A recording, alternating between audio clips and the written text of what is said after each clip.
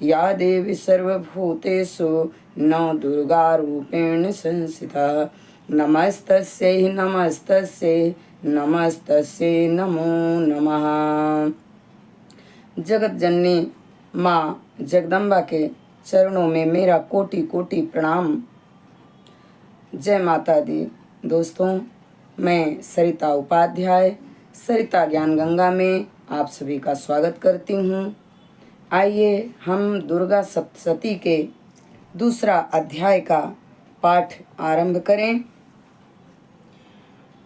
ऋषि बोले, प्राचीन काल में देवता तथा दैत्यों में पूरे 100 वर्ष युद्ध होता रहा।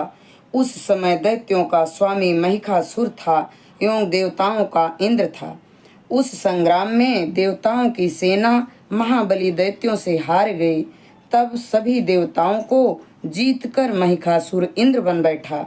हार खाकर सभी देवता ब्रह्मा जी को अग्रणी बनाकर वहां गए जहां विष्णु तथा शंकर विराज रहे थे। वहां पर देवताओं ने महिषासुर के सभी उपद्रव एवं अपने पराभव आदि का पूरा पूरा वृत्तांत कह सुनाया। उन्होंने कहा, महिषासुर ने तो सूर्य, अग्नि, पवन, चंद्रमा, यम तथा वरुण इस प्रकार अन्य सभी देवताओं के अधिकार छीन लिए। स्वयं ही सबका अधिष्ठाता बन बैठा है। उसने सभी देवताओं को स्वर्ग से निकाल दिया है। महिषासुर महादुरात्मा है। देवता पृथ्वी पर मृतकों की भांति विचर रहे हैं। हे प्रभु, अब हम आपकी शरण में आए हैं। उसके वध का कोई उपाय कीजिए। इस प्रकार मधुसूदन तथा महादेव जी ने देवताओं के वचन सुने। उनकी क्रोध से भौहें तन गई। तब भगवान विष्णु के मुख से एक महान तेज प्रकट हुआ। इसी प्रकार ब्रह्मा तथा शंकर के मुख से भी तेज प्रकट हुआ। दूसरे इंद्र आदि देवताओं के शरीर से भी महान तेज प्रकट हो आया। सभी तेज मिलकर एक हो गए। वह तेज पुंज इतना उग्र था जैसे कि जलता हुआ पहाड़ हो। देवताओं ने देखा कि उसकी ज्वालाएं सभी दिशाओं में फैल रही हैं।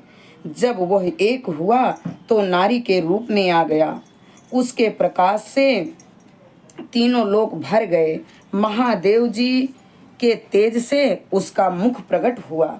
यम के तेज से उसके केश हुए। विष्णु के तेज से उस देवी के भुजाएं प्रकट हुई। चंद्रमा से दोनों स्तन, इंद्र के तेज से उसका कटि प्रदेश, वरुण के तेज से जंघा व उरस्थल, पृथ्वी के तेज से नितंबों का प्रादुर्भाव हुआ। ब्रह्मा के तेज से दोनों चरण, सूर्य के तेज से चरणों की उंगलियां, वसुओं के तेज से हाथों की उंगलियां, कुबेर के तेज से नासिका का आविर्भाव हुआ। उसके दांत प्रजापति के तेज से प्रकट हुए। अग्नि के तेज से 3 नेत्र हुए। दोनों संध्याओं के तेज से दोनों भौहें, वायु के तेज से दोनों कान उत्पन्न हुए। इसी प्रकार दूसरे देवगणों के तेज द्वारा भगवती का प्रादुर्भाव हुआ। तब समस्त देवताओं के तेज पुंज से प्रकट हुई देवी जी को देखकर महिषासुर से पीड़ित सभी देवता प्रसन्न हुए। महादेव जी ने उस देवी को अपने शूल से शूल निकाल कर दे दिए। श्री विष्णु ने अपने सुदर्शन चक्र से चक्र प्रकट करके दिया। वरुण ने शंख तथा अग्नि ने उसे शक्ति दी। मारुत ने धनुष दिया और बाणों से भरपूर 2 तरकस दे दिए। देवराज इंद्र ने अपने वज्र से वज्र पैदा करके दिया। फिर सहस्त्र नेत्र इंद्र ने ऐरावत हाथी से घंटा दिया। यमराज ने कालदंड से दंड प्रदान दिया। सागरपति ने रुद्राक्ष माला अर्पित की। ब्रह्मा ने कमंडल भेंट किया। सूर्य ने भगवती के सभी रोमकूपों में अपनी किरणें प्रदान की। काल ने तलवार तथा उत्तम ढाल अर्पण की। क्षीर सागर ने हार कभी न पुराने होने वाले 2 वस्त्र भेंट किए। इसी प्रकार चूड़ामणि, दिव्य कुंडल तथा 2 कड़े भी भेंट किए तथा चमकता हुआ अर्धचंद्र सभी भुजाओं के लिए बाजूबंद, चरणों के लिए नूपुर, कंठ के लिए सर्वोत्तम कंठुला भेंट किया। इसी प्रकार सभी उंगलियों के लिए रत्न जड़ित मुद्रिकाएं प्रदान की। विश्वकर्मा ने निर्मल परशु भेंट किया और अनेक रूपों वाले अस्त्र अभेद कवच मस्तक तथा गले में धारण करने के योग्य कभी न कुम्हलाने वाली कमलों की माला दी। जलधि ने उसे बहुत सुंदर कमल दिया। हिमालय ने वाहन के लिए सिंह व और भी अनेकों प्रकार के रत्न भेंट किए। कुबेर ने सुरा पूर्ण पात्र दिया। सभी नागों के स्वामी शेष जी ने महामणियों से सुशोभित नागहार दिया, जो शेष जी इस पृथ्वी को धारण किए हैं।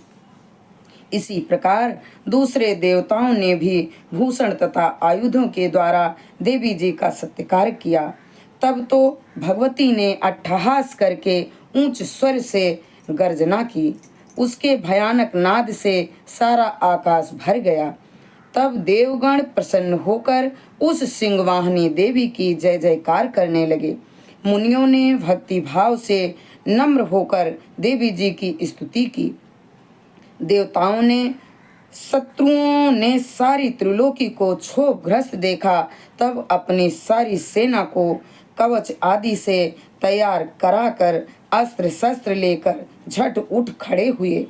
महिषासुर क्रोध में आकर बोला, अरे यह क्या हो रहा है? इतना कहकर सभी दैत्यों के साथ घिरकर उस सिंहनाद की ओर भागा। वहां जाकर उसने तीनों लोकों को अपने तेज से प्रकाशित करती हुई देवी को देखा। उस देवी के चरणों के भार से पृथ्वी दबी जा रही थी।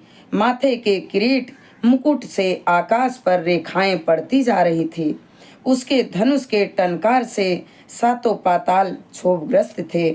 हजारों भुजाओं से सभी दिशाओं को ढांप कर देवी खड़ी हुई थी।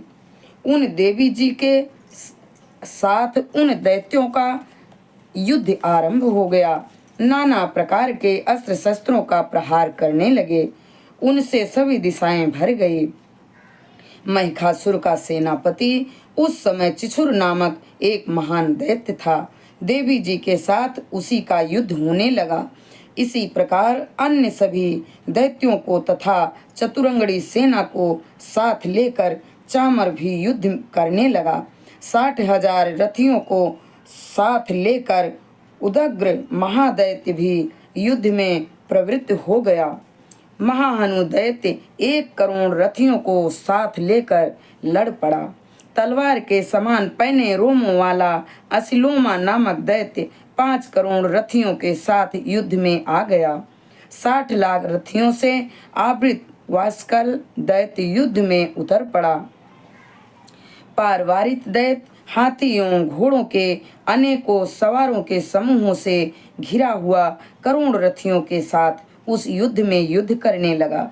विडाल दैत्य 5 अरब रथियों को साथ लाकर लड़ने लगा और भी हजारों महादैत्य रथ हाथी घोड़ों से घिरे हुए रथियों को साथ लाकर देवी जी के साथ युद्ध करने लगे। उस रणांगन में स्वयं महिषासुर भी रथों हाथियों अश्वों की सेनाओं से घिरा हुआ खड़ा था। तोमर भिंदपाल शक्ति मूसल परशु पट्टिस खंग आदि शस्त्र से युद्ध में देवी जी के साथ युद्ध करने लगे। कुछ दैत्यों ने देवी जी पर शक्तियां छोड़ी एवं दूसरों ने पास फेंके। तब उस चंडिका देवी ने उन्हें अस्त्र शस्त्रों की वर्षा करके तोड़ डाला। इधर देवी जी का वाहन सिंह भी क्रोध में आ गया।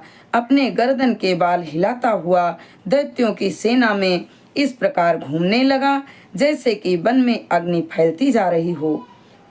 उस युद्ध भूमि में युद्ध करती हुई अंबिका ने जितने ही श्वास छोड़े वे ही झटपट सैकड़ों हजारों गणों के रूप में परिणित हो गए। प्रकट होकर उन गणों ने खंग भिंदपाल पट्टिस आदि शस्त्रों से युद्ध आरंभ कर दिया। देवी जी की शक्ति से वृद्धि पाकर वे गण दैत्यों का नाश करने लगे। साथ में दूसरे गण नगाड़े शंख आदि बजाने लगे महती प्रसन्नता देने वाले उस युद्ध के उत्साह में कुछ एक ने मृदंग बजाए। तब देवी जी ने त्रिशूल, गदा और शक्तियों की वर्षा से, तलवार आदि शस्त्रों से सैकड़ों महान असुर मार डाले। दूसरे कितने एक दैत्यों को घंटा के भयप्रद नाद से मूर्छित करके मार गिराया। मरे दैत्यों को पास से बांधकर पृथ्वी पर घसीट डाला। कितने तो गदा की चोट से घायल होकर पृथ्वी पर सो गए। मूसलों के प्रहार से कई एक रुधिर गमन करने लगे एवं कई एक शूल द्वारा वक्षस्थल फट जाने से पृथ्वी पर गिर गए। कितने एक दैत्य वाणु की वर्षा द्वारा युद्ध भूमि में काट गिराए। सेन पक्षी की भांति आक्रमण करने वाले देव शत्रु दैत्य प्राण छोड़ने लगे।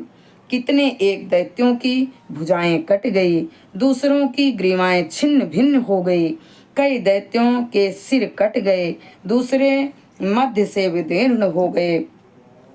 कुछ दैत्यों की जंघाएं कट गई और पृथ्वी पर गिर गए। और एक दैत्य को तो एक भुजा, एक आंख, एक पांव वाला करके दो दो टुकड़े कर डाला। मार मार कर गिराए हुए रथी, हाथी, घोड़े एवं असुर की लाशों के द्वारा जहाँ महायुद्ध हो रहा था, वहाँ की पृथ्वी इस प्रकार भर गई कि वहाँ का आना जाना भी कठिन हो गया। वहाँ सेना एवं असुरों के रुधिर बहने से रुधिर की बड़ी बड़ी नदियां बहने लगी। जगदम्बिका जी ने क्षण भर में ही दैत्यों की सेना का इस प्रकार नाश कर दिया, जैसे कि लकड़ियों के बड़े ढेर को अग्नि जला देती है। देवी का वाहन सिंह अपने बालों को छटकाता हुआ, बड़ी गर्जना करता हुआ दैत्यों के शरीरों से मानो प्राण ही चुन रहा हो, इस प्रकार घूमने लगा।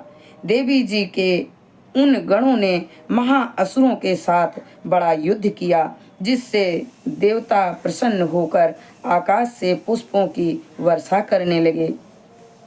इति दूसरा अध्याय संपूर्ण। यहाँ पे दूसरा अध्याय संपूर्ण हुआ। माता रानी के चरणों में हम कोटि कोटि प्रणाम करते हैं। जय माता रानी।